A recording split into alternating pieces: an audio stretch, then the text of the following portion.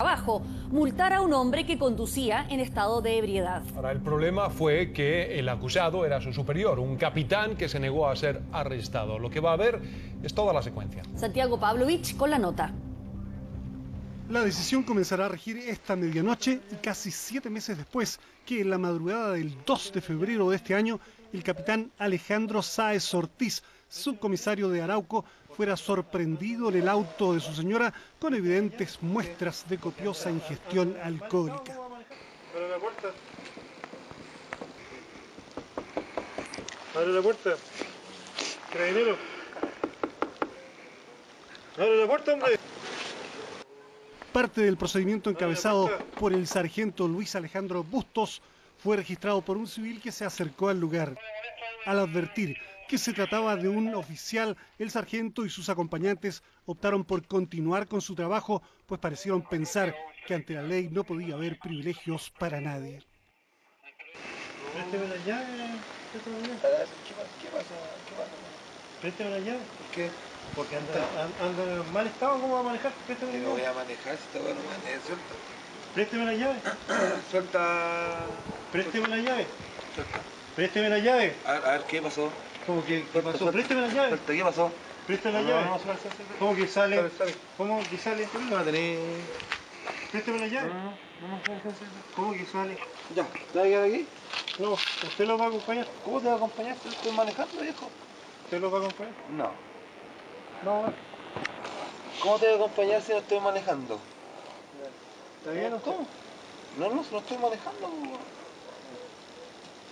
El auto llegó acá por espíritu divino. Yo, Aquí hay un civil también que lo está viendo usted que está en estado de ebriedad. yo no estoy, ¿está bien? No, si anda No súper estoy bien. manejando, viejo. Ya. Si no estoy manejando, hombre. 20 primera de 4-3. Romeo para que le facturen a 4-5 mediante Cortés. Que te gusta el juego, A mí me gusta el juego, yo hago lo que tengo que hacer. Nada más, nada Si no menos. estoy manejando, hombre, ¿qué onda? ¿Qué onda? ¿Qué quería ver? ¿Qué quería? Bueno, Justo. no, nada. ¿Un video? ¿Qué tengo? ¿Ah? Gusto. ¿Qué querés, po, amigo? Tomar el procedimiento como corresponde. Pero si lo estoy manejando, ¿qué querés, viejo? El documento que informa la separación del servicio del sargento con más de 19 años en la institución policial señala que este ha efectuado comentarios inadecuados respecto de los oficiales de su unidad y que manifestó evidente animadversión, brindando un trato inadecuado al capitán Sáez sin dar cumplimiento oportuno a los protocolos de actuación contenidos en los manuales de procedimiento institucional. El motor está andando, los No. 8, el asiento atrás. Está equivocado. No se preocupe. ¿Cuánto con mi trabajo? No. No tengo por qué hacer vista gorda en un delito. Conducir ¿Qué esta delito, es un viejo? delito. Lo estoy manejando yo. Ya, entonces llegó solo el ¿Qué delito. delito? No, me vinieron a dejar, po, weón. Seguramente. Me vinieron a dejar.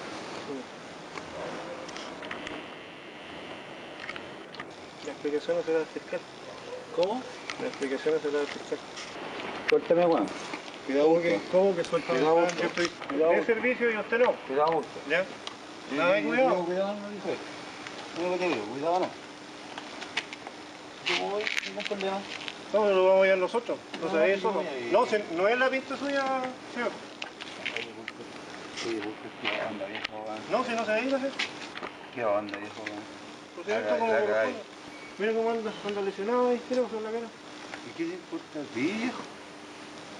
Pues yo ando trabajando, ¿cómo me dice eso? ¿Pero qué te importa lo que me pasó a mí, weón? Mira, ¿sabes lo que me pasó? Te digo la verdad. Estaba jugando en la casa y me pegué con un palo aquí cortando el pasto. El pasto, weón. Para el capitán Sáez, quien rechazó someterse a un alcotest, también se ha propuesto la baja y en el documento respectivo se dice que al ser fiscalizado y estar bajo los efectos del alcohol, mantuvo un comportamiento inadecuado con vocabulario vulgar y grosero, contrario a la reglamentación institucional, negándose al procedimiento y configurando con su actuar faltas graves a la disciplina de tal magnitud que lesionan gravemente la moralidad funcionaria y el prestigio de Carabineros de Chile. Al confrontar ambas fundamentaciones documentales, queda la duda respecto a cómo debería actuar un carabinero frente a un oficial ebrio y grosero que se niega con prepotencia a un procedimiento normal en estos casos y al que todos los chilenos civiles y uniformados están obligados a respetar. Al sargento Bustos se lo sanciona también por haberse entrevistado con el fiscal del Ministerio Público, con lo cual habría demostrado deslealtad hacia el mando y la institución, menospreciándolos frente a una autoridad del Ministerio Público.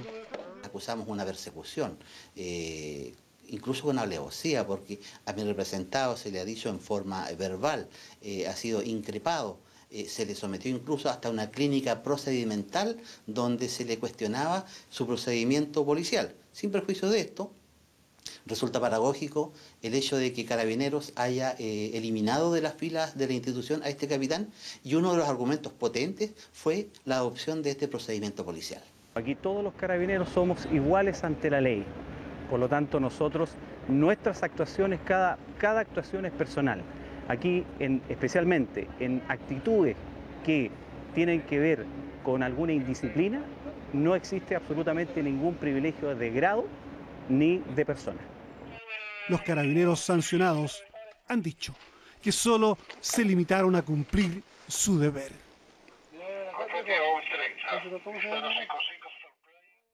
El video es evidencia. Se han hecho muchos intentos por etiquetar los alimentos de modo de que todos entendamos claramente qué es lo que nos estamos echando a la boca. Hoy el Ministerio de Salud publicó un nuevo reglamento y entregó un plazo para hacer consultas públicas. Daniel Silva con el informe. Ponga mucha atención a estos envases. El octágono negro indica exceso de algún componente poco saludable. Puede ser azúcar, calorías, grasas saturadas o sodio. Este símbolo será una advertencia de peligro nutricional. La ley busca el derecho a saber. Hoy día, yo quiero decir claramente, las empresas, muchas, violan el derecho humano a saber.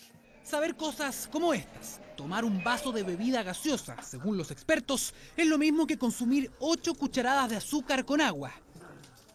En promedio, un cereal dulce está compuesto por un 40% de azúcar. Cifras que preocupan si se considera que cada hora muere una persona obesa en Chile. El año pasado se anunció un etiquetado con colores que indicaban alto en. La nueva propuesta elimina el semáforo y solo establece iconos negros para indicar exceso de. Van a permitir especialmente que los niños se den cuenta de que esos alimentos en realidad son alimentos que tienen niveles superiores a los permitidos. Alimentos que no podrán ser vendidos en los colegios, tampoco tener publicidad dirigida a menores de 14 años. La nueva normativa también le dice adiós a los ganchos para niños en la comida chatarra. Estos límites se expresan en 100 gramos o 100 ml, dependiendo si el alimento es sólido o es líquido, y esto es basado en la calidad del alimento que tenemos enfrente, no en cuánto consumimos. Las nuevas advertencias se establecerán en base al contenido de 100 gramos y no de acuerdo a las porciones, como establecía el proyecto anterior. Este etiquetado, por ejemplo, le va a decir a una mamá que su hijo no debe comer entre 5 y 6 barras de cereales, cuando en realidad la porción que probablemente ese niño consume y es enviado al colegio como colación es una barra de cereal. Según la industria, este etiquetado va a confundir a la población a la hora de elegir un producto. Por eso, defendieron la guía diaria de alimentación, una tabla que será reemplazada por el nuevo rotulado. El objetivo es claro: si una empresa no quiere exhibir el octágono negro, debe reducir el contenido nocivo de sus productos. Los valores que están puestos hoy día en el reglamento, en muchos casos son inalcanzables. Por lo tanto, por mucho que ciertas rubros de industria, o sea, hay industrias que definitivamente jamás lo van a poder alcanzar. Pero las críticas no solo llegaron desde la industria. El representante chileno de la Alianza Mundial contra la Obesidad consideró un error eliminar la advertencia de color rojo, entre otras cosas. Debiera estar incorporada la cajita feliz y todo lo que es comida chatarra, digamos, con juguetes asociados, pero no está explicitado en la ley. Por lo tanto, a mí me parece eso delicado y puede haber un vacío ahí que permita que esto finalmente, nuevamente, salga impune. De todas maneras, todos los interesados podrán participar de la consulta pública abierta por el Ministerio de Salud. Hasta el 19 de octubre, cualquier persona podrá hacer reparos al reglamento en el sitio web de la cartera. Y anoche un tiroteo dejó a 3 personas fallecidas y otros 2 heridos. Uno de los proyectiles incluso terminó incrustado en la almohada de una inocente. Se habla de una venganza ligada al fútbol, otros apuntan al narcotráfico. Lorena Concha con la nota. Más de 50 impactos de bala dieron en la camioneta al ser emboscada. A las 9 de la noche el vehículo con 5 ocupantes transitaba por la población Luaranguis de Recoleta cuando, según testigos, fue acorralado por desconocidos que bajaron de un segundo automóvil similar negro. Usaron armas 9 milímetros y automáticas. Tiran mucho. ¿Como sonido metralleta? Exactamente, como metralleta. No hubo oportunidad de repeler o huir del ataque. En el vehículo baleado viajaba Claudio Sarti Huerta, de 32 años, conocido como el Joker y líder de la barra de los de abajo autónomos. En el asiento del copiloto iba Robin Acuña Muñoz, de 21, atrás Rodrigo Heredia Muñoz, de la misma edad. Y no pudo arrancar, llegó hasta mitad de camino y le llegaron los balazos en la cabeza y en la espalda. O sea, lo balearon cuando estaba fuera de la camioneta. Sí, afuera de la camioneta. Otros 2 pasajeros, Mauricio Acuña, de 19 años, y Yerko López Norambuena, de 20, resultaron heridos en un hombro y una pierna. Todos eran miembros del grupo de los vandalitos y fanáticos de la Universidad de Chile. En sus fotos subidas a Facebook, hacían ostentación de sus vehículos y su poder de fuego. Los Facebook y por todo eso ellos se peleaban por el teléfono, entonces... Y ahí lo amenazaban. Hay amenaza. Una vez dijo, puta, estáis bien económicamente, no necesitáis andar hueveando, pero los cabros no hacen caso. Fue con armas similares que esta vez ellos mismos fueron atacados. Incluso una de las balas pudo haber matado a un inocente. Esta mujer dormía en la cama donde cayó uno de los proyectiles. Me tiré al suelo y en el cobertor había un hoyo en la almohada y él dijo, esto está acá. Y ahí sacamos la almohada, le sacamos el relleno y todo, y entre medio estaba. Claudio Sarti tiene antecedentes por narcotráfico, pero para su familia se trató de una venganza ligada al fútbol. Yo tengo la plena seguridad que se trata de eso. Todos tomen conciencia, toda la gente que va al estadio, cuídense porque la vida es una pura vez y uno no puede estar enterrando a un hijo. Inicialmente dan declaraciones los lesionados, pero son contradictorias. Los ataques a vehículos en plena vía pública se han hecho frecuentes para zanjar conflictos o cometer asaltos y donde los autores no dudan en disparar. Esto es algo extremadamente grave y, por supuesto, todas las autoridades competentes tenemos que estar muy atentos para evitar y evitar este tipo de situaciones.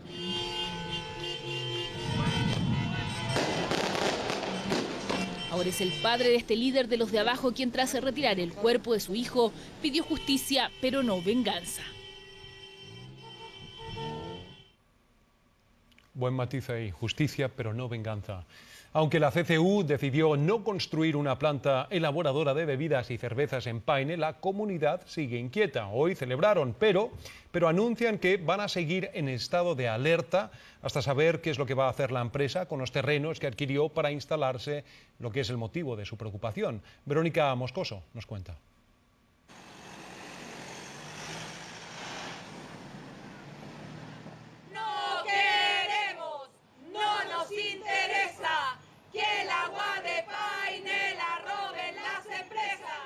Ha sido una dura batalla la que han dado los vecinos de Paine para que no se instale una fábrica de bebidas y cervezas en esta comuna rural de 68.000 habitantes. Se han tomado las carreteras, han juntado firmas, se han ido detenidos. ¿Qué no han hecho para evitar que la CCU, según ellos, ocupe el agua que los abastece? Toda empresa grande que se venga a instalar, a robar nuestra agua, a desmembrar nuestro territorio, nosotros vamos a decir que no. Paine es el que tiene la sandía, los melones, y nosotros tenemos un historial rural y cultural muy grande. Además estamos en la región metropolitana. CCU declinó dar entrevistas sobre la decisión y a través de un comunicado informó que no insistirá en el proyecto original y que se encuentra evaluando otras ubicaciones en la zona central del país para poder construir otra planta. Una noticia que igualmente fue recibida con desconfianza por los vecinos. Dicen que no van a apelar a esta declaración de impacto ambiental, pero no dicen que no van a venir a Paine y que no van a venir nunca más a Paine. Ellos pueden hacerlo mañana con un estudio de impacto ambiental. Yo creo que está jugando a eso, a que no olvidemos y que desaparezcamos como movimiento y no seamos la piedra en el zapato que hemos sido hasta el momento. Este proyecto que creíamos que tenía muchas debilidades y las desventajas eran mucho mayores a las posibles ventajas de puestos laborales.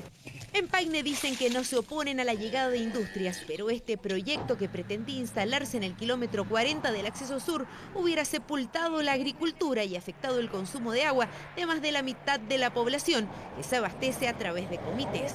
El tema de la sequía en nuestra zona es grave. Es un problema que estamos viviendo desde hace años, que tenemos pozos de agua potables que también han ido bajando sus niveles, ¿ya? Y que es lo que nosotros estamos preocupados hoy día de no permitir que ninguna empresa venga y usurpen nuestros recursos hídricos. Los vecinos de Paine están expectantes del destino que le dará la CSU a las 20 hectáreas que adquirió del Fondo Santa Amalia por $300 millones y donde se pensaba desarrollar este cuestionado proyecto. La recuperación será más lenta de lo esperado. Son las palabras del presidente del Banco Central que preocupan. Fiel reflejo es la desaceleración en Antofagasta, que pasó de ser una ciudad récord de crecimiento a tener números en rojo. Por años la perla del norte brilló como nunca. Las jugosas ganancias del boom del cobre llevó a Antofagasta a un nivel de consumo y de crecimientos inéditos para esta ciudad. Eso hasta ahora. Están contratando menos personas y ojalá que eso no afecte al bolsillo de todos los antofagastinos. La desaceleración lleva menos empleo también. Precisamente el trabajo es el gran afectado. En un año el desempleo subió un punto. Se han dejado de ejecutar o se han retrasado algunos proyectos mineros, inversión minera.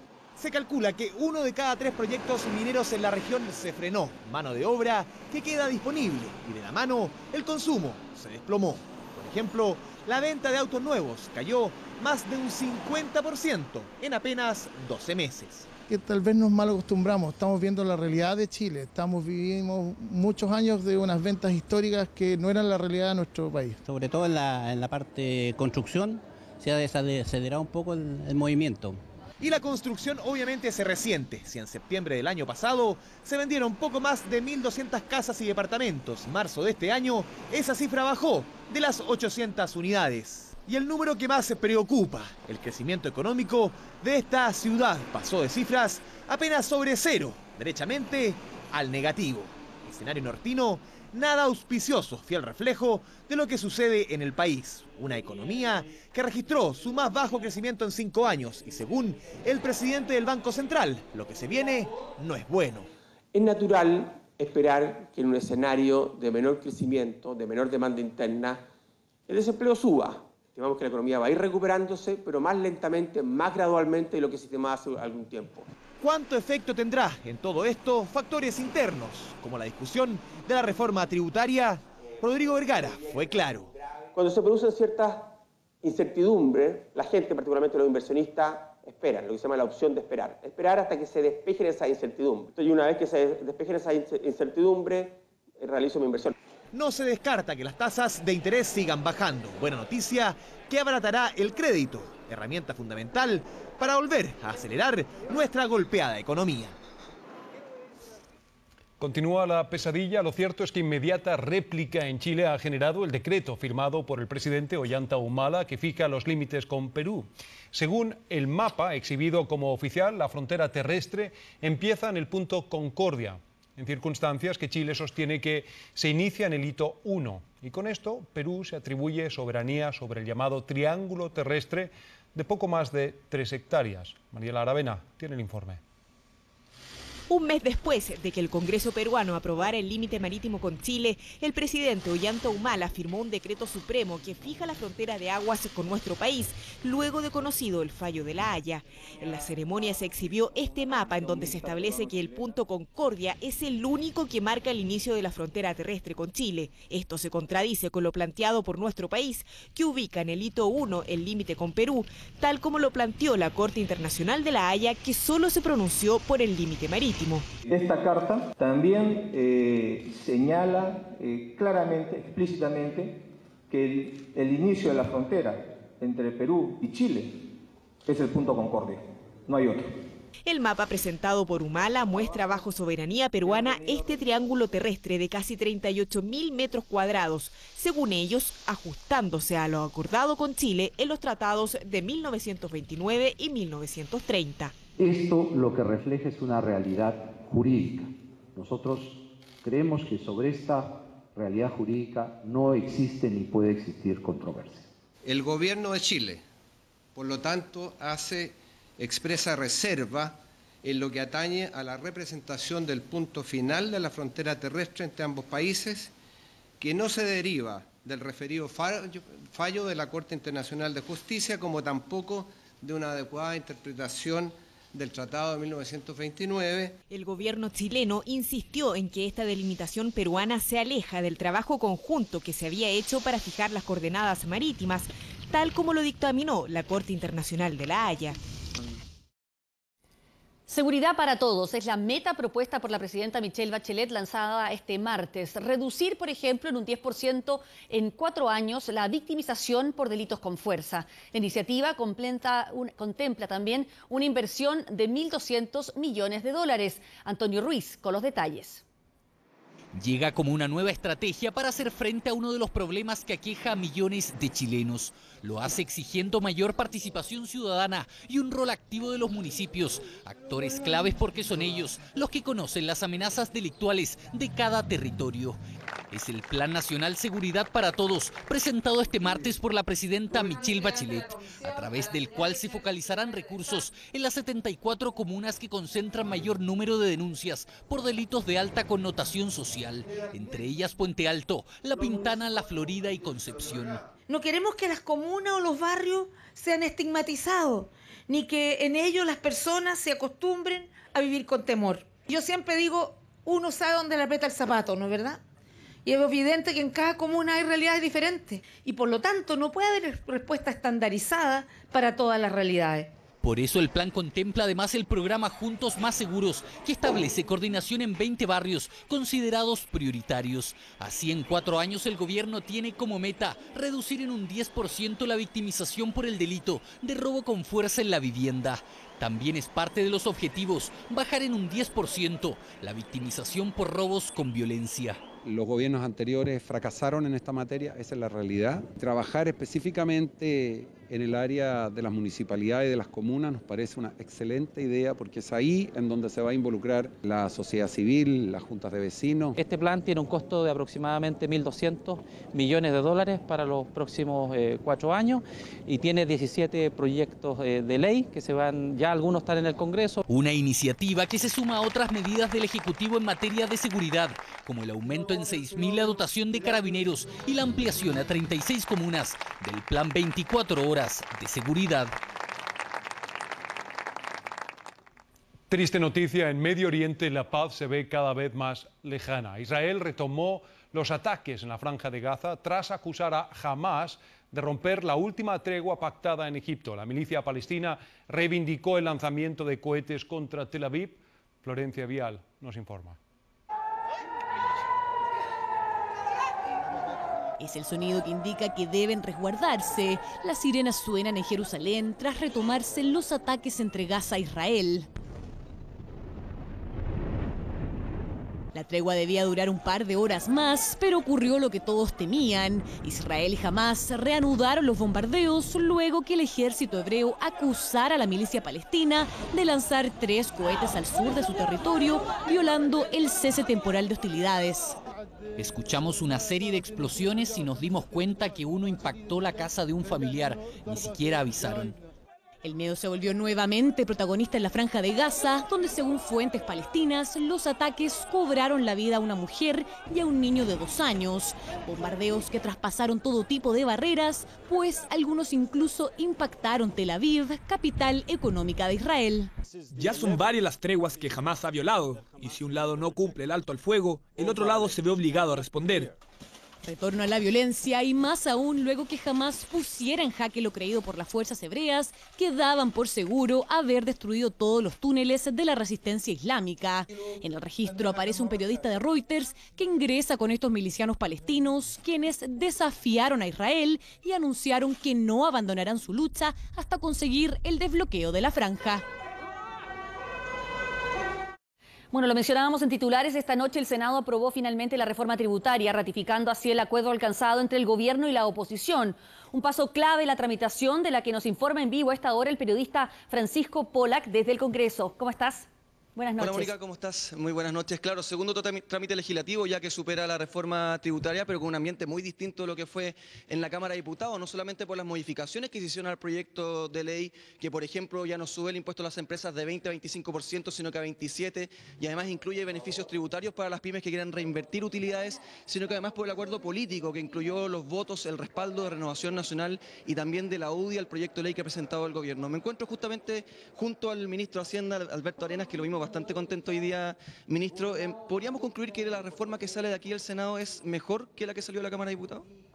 Mira, deja partir primero, Francisco, con decir que esto es una muy buena noticia para quienes nos están escuchando, porque aprobar hoy día en el Senado con este tremendo respaldo que ha tenido la reforma tributaria es una buena noticia para los chilenos en términos de que estos recursos van a ser permanentes para el Estado, son 3 puntos del PIB, van a financiar y darle sustentabilidad financiera al programa de gobierno de la presidenta Bachelet. Pero lo segundo es que además lo que ha ocurrido hoy día es que hay una señal de sustentabilidad, de estabilidad, de certidumbre para los agentes en el mercado de que vamos a tener un sistema tributario reformado estructuralmente y va a ser, digamos, para los próximos años sustentable también en el tiempo, dado los acuerdos que tú mencionas que hemos alcanzado, que son acuerdos muy sustantivos, primero en la Comisión de Hacienda del Senado y hoy día, como tú has visto, hace poco más de una hora atrás, la Sala del Senado ha aprobado el proyecto de reforma tributaria que consagra recursos permanentes para el Estado, 3 puntos del PIB, y además 2 materias. Uno, que se paguen en Chile los impuestos como corresponde, y segundo, que quienes tienen más hagan proporcionalmente un esfuerzo superior en el pago de los impuestos. Bueno, ministro, usted se le ve bastante seguro que la reforma va a ser aprobada, tienen los votos evidentemente en la nueva mayoría, pero también el tema de los plazos es importante. Ahora viene la Cámara de Diputados, donde había algunos parlamentarios, incluso de la nueva mayoría, que habían manifestado ciertos reparos. Si es que hacen modificaciones significa prolongar el debate y podría eventualmente no entrar en la ley de presupuesto 2015. ¿Algún llamado a los diputados para que hagan más expedito esta tramitación? Mira, hemos ido paso a paso cumpliendo los cronogramas. Dijimos que en el mes de agosto iba a estar despachado el proyecto de ley, aprobado el proyecto de ley en el Senado, y hemos cumplido. Y ahora lo que queda es lo que pasa con todo proyecto de ley que tiene enmiendas. Digámoslo de esta manera para que nos entiendan. La Cámara de Diputados aprobó un proyecto y han habido enmiendas en el Senado. Y cuando hay enmiendas, hay un tercer trámite, porque vuelve a ver esas enmiendas la Cámara de Diputados. Y nosotros lo que vamos a hacer es conversar con todos los diputados para alcanzar, así como en el Senado, un gran apoyo, un macizo apoyo a la reforma tributaria, también en la Cámara de Diputados. ¿Y por qué es tan importante hacerlo en los primeros días de septiembre? ¿Por qué? Porque a finales de septiembre se va a enviar el proyecto de ley de presupuesto del sector público del 2015. Y los recursos para ese proyecto de ley proyecto de ley de presupuesto 2015 son muy necesarios que la reforma tributaria esté aprobada. Y yo estoy absolutamente seguro que el respaldo que hoy día se tuvo en el Senado, vamos a conversar con los diputados y vamos a tener dicho respaldo en la Cámara en las próximas semanas. Muchas gracias, ministro. Entonces, la confianza de que va a ser aprobado el proyecto de ley prontamente en la Cámara de Diputados. Hubo también aquí en el Senado otras reacciones de parte de los senadores que formaron parte de la discusión. Escuchemos esas declaraciones. No es que nosotros pensemos que esta es una reforma tributaria adecuada. Lo que ocurre es que la original, de verdad, sentimos que era muy mala y hoy día, a diferencia de lo anterior, hay incentivos para la inversión, hay mucha ayuda para las pymes. Es una reforma estructural. Aquí hemos logrado recaudar lo que se esperaba, hemos logrado terminar el FUT, muchos privilegios, se fortalece impuestos internos. Hay aspectos que requieren mejoría. Esta no es una reforma tributaria que nosotros hubiésemos impulsado. Esta es una reforma tributaria muy profunda, muy estructural y que va a significar un tremendo esfuerzo de todas las chilenas y de todos los chilenos para contribuir principalmente a una reforma educacional. Cuando hay convicción del gobierno de la presidenta Bachelet de sacar adelante reformas importantes para el país, finalmente los votos están. Creo que estos son los acuerdos para avanzar y esta es la gran diferencia con otros acuerdos que algunos desearían. Bueno, mencionar para cerrar este despacho que la próxima semana es distrital, o sea, no hay discusión aquí en Valparaíso, o sea, la semana subsiguiente se retoma la discusión de este proyecto de ley en la Cámara de Diputados, que si no le hace modificaciones y lo aprueba tal como está, entonces quedaría eventualmente aprobada la reforma tributaria de parte del gobierno tal como quedó despachada desde aquí, desde el Senado. Muy bien, Francisco, gracias por ese informe. Buenas noches. Se tiene que investigar la red de explotación de menores. Es por eso que el Sename ha presentado una quinta querella en la región de los lagos. Está la distorsión que, cierto o no, Un ex policía que investigaba delitos sexuales es acusado por las agredidas como uno de los principales miembros de la red de abuso de menores. Pamela Morales y Esteban Sánchez desde la región de Los Lagos. En junio se interpuso una tercera querella del Sename contra quienes resulten responsables de la explotación sexual de una menor de 14 años.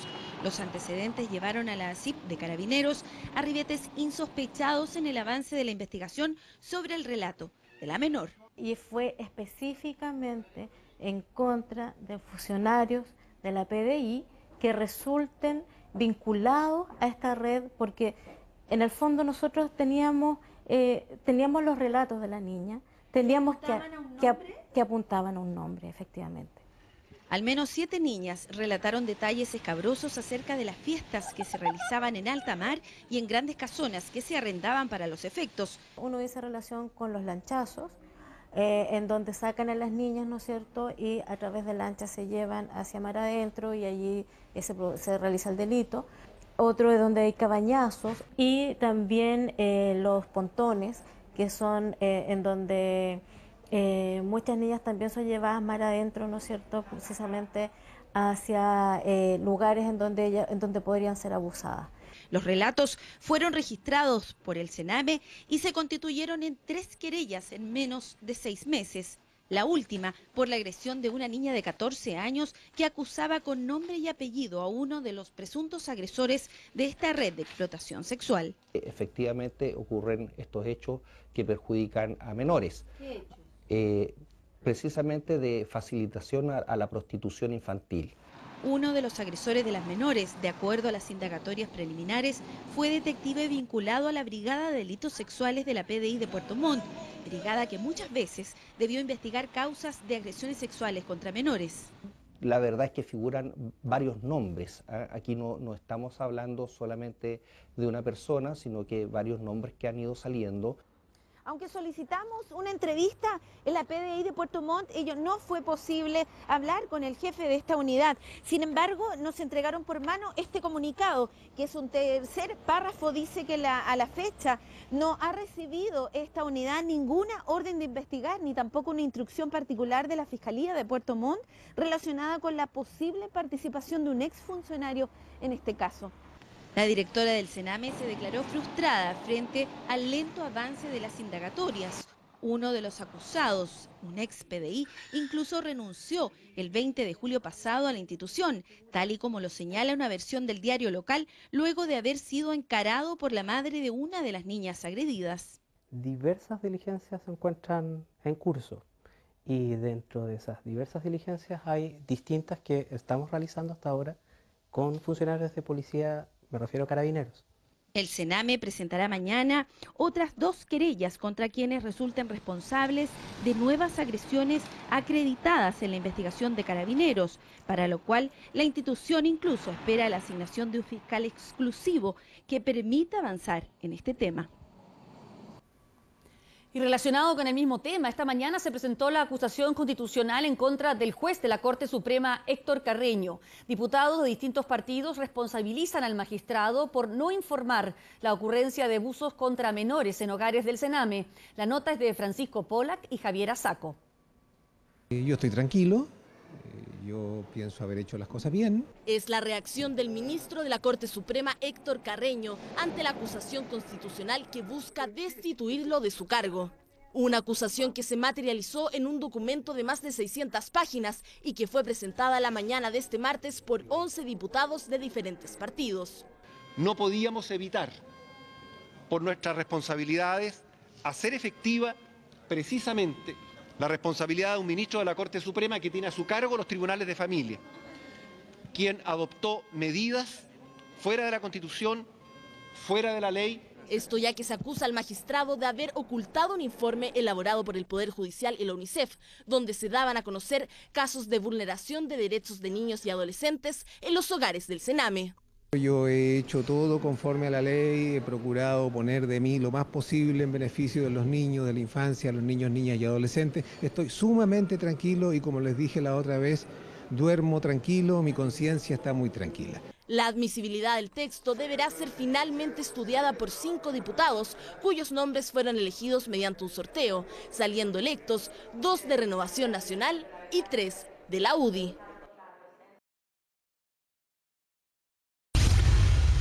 Si la muerte de un joven afroamericano ya ha generado una tensión sin precedente en la ciudad de Ferguson, en Missouri, hoy se suma otro, también muerto a manos de la policía mayoritariamente blanca en esa localidad, en un Estados Unidos donde el 88% de la población negra se siente discriminada. Y de todo ello nos cuenta Natalia López. Barack Obama le dijo adiós a las vacaciones menos relajadas de su vida. Retomando ya sus labores, le toca enfrentar uno de los peores problemas raciales del último tiempo en Estados Unidos. Cae el sol y en las calles de Ferguson, en Missouri, se vuelve a sentir la furia. También las molotovs y las lacrimógenas, que los últimos días mantienen enfrentados a negros con blancos. Los conflictos raciales se persisten en el país a medio siglo desde el fin de la segregación racial y a 7 años de la llegada de un afroamericano a la Casa Blanca. El ejemplo más claro es que tener una mujer presidenta no ha acabado con el machismo en Chile, ¿no es cierto? Y algo similar ha ocurrido en Estados Unidos. Anoche se vivió la jornada más tensa que dejó 2 heridos a bala y 31 detenidos. Vandalismo y violencia policial que reflejan el poco control que tienen las autoridades. Desde el Pentágono explicaban por qué los agentes se cuentan con armamento tan sofisticado para reprimir las manifestaciones. Existe un programa aprobado por el Congreso que permite transferir el exceso de propiedad militar a la policía local. Está vigente desde 1991. Lo que ocurre en Ferguson parece la punta de un iceberg, más teniendo en cuenta que el 70% de los afroamericanos piensa que la policía los trata con menos justicia que a los blancos. Cada semana en Estados Unidos, 2 negros están matados por la policía, por una policial blanco. Para empeorar las cosas, este martes otro afroamericano murió a manos de un policía tras intentar robar un supermercado. Se complica la situación en que mantiene incluso a la Guardia Nacional en las calles por 3ª jornada consecutiva. Deportes en 24 horas. Al momento de ser presentado en el Barcelona, Luis Suárez ha dicho que está teniendo tratamiento médico para no repetir acciones como el mordisco de la Copa del Mundo. Otro barcelonista, Claudio Bravo, el portero de la selección chilena, ha recibido elogios después del partido de ayer. A más de un mes de que se hiciera oficial su llegada, finalmente Luis Suárez fue presentado como nuevo jugador del Barcelona. Y bueno, cuando se dio la posibilidad de poder venir, no lo dudé en ningún momento, me olvidé de todo y lo único que quería era cumplir un sueño que tenía desde chico. El sueño del uruguayo se cumplió este lunes en el trofeo Joan Gamper. Rafinha para que entre Luis Suárez haciendo su debut como jugador del Fútbol Club Barcelona. Los lamentables hechos de morder a los rivales quedaron atrás. De hecho, el charrúa no le quiere dar más vueltas a la sanción que lo tendrá sin jugar partidos oficiales hasta octubre. Es un tema privado del cual me reservo, pero sí he tratado con personas, con profesionales adecuados, ¿no? Creo que ya es tema del pasado, olvidar y ahora pensar en el presente, que es el Barcelona. No hay falta, dice el árbitro, vendrá el remate. En el mismo amistoso contra el León, actuó de buena forma Claudio Bravo, quien dejó una buena impresión y por ende asoma como titular para el inicio de la liga. No, la intención que tengo en este momento es de trabajar, de hacer las cosas bien, de demostrar en el día a día que puedo ser una muy buena alternativa y generalmente uno quiere ponérsela difícil al míster en pos también de que el equipo funcione de una mejor manera. Así comienza a armarse este nuevo Barcelona, cuyo objetivo es volver a convertirse en el multicampeón de Europa. En el fútbol hoy ha sido un día de copas. Por ejemplo, tenemos la Supercopa de España, partido de ida en el Bernabéu, con Iker Casillas en la cancha, históricos como el Buitre y Fernando Hierro en las tribunas, y el cuadro del Real Madrid, el local, le cuesta mucho, recién a los 35 del segundo tiempo, James Rodríguez la gran figura del fútbol colombiano en la Copa del Mundo reciente, pone la ventaja para el Real Madrid 1-0. El partido fue tenso, fue disputado, fue duro, y recién a los 42 minutos del segundo periodo viene el gol del empate para el Atlético Madrid, que ahora tiene la ventaja de la revancha en el Vicente Calderón. Se le adjudica responsabilidad a Iker Casillas en este gol, el tanto del empate de los colchoneros, de los visitantes. Ahí está el Cholo Simeone celebrando el gol del empate. Napoli y el Athletic de Bilbao en partido de ida también en la Pre-Champions. Y es Muniain a los 41 minutos el que anota para los vascos. Le costó una enormidad al cuadro local, al Napoli. En el San Paolo consiguió la paridad con gol de Higuaín a los 23 minutos del segundo tiempo. La vuelta el 27 de agosto en el San Mamés en Bilbao. Les cuento rápidamente que también en Copa Sudamericana, mal comienzo de los chilenos, derrota de Iquique frente a Universidad de Sucre en Bolivia por 2-0, empate de Alexis Sánchez en Turquía frente al Beşiktaş con el Arsenal por la Champions. Hacemos un alto y después presentamos una nota muy hermosa del deporte chileno. Antonia y Melita son hermanas, mellizas, tienen 17 años, son de Concepción y esta noche en Nanjing, en China, disputan la final de remo en los Juegos Olímpicos de la Juventud. Grandes promesas para el deporte chileno. Tenemos la de los Odesur, tercer lugar la Antonia en los Odesur. Hace algunas semanas consiguieron estar entre las 5 mejores del Mundial Juvenil de Remo en Alemania. Pero el de esta medianoche podría ser uno de los desafíos más importantes de Melita y Antonia Abraham. Van a lograr algo histórico y se fueron de aquí con esa idea.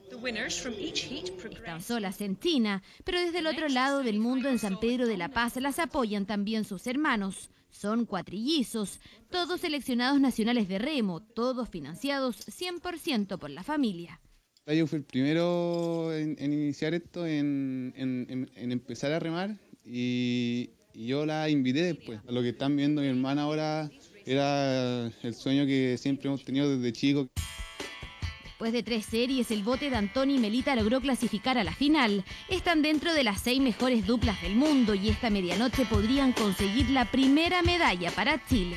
Me cuesta estar gritándole al computador en las noches, porque no me queda otra que gritarle al computador. Generalmente le gritaba en vivo y en directo.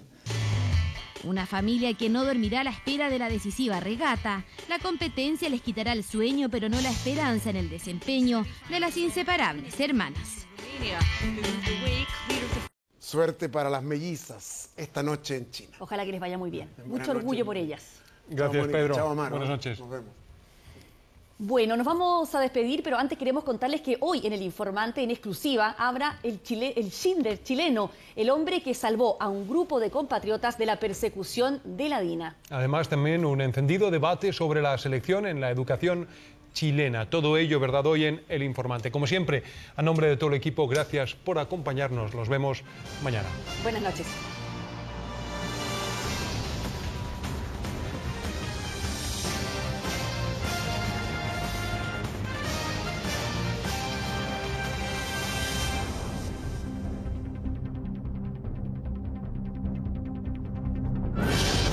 Hemos presentado 24 horas Central.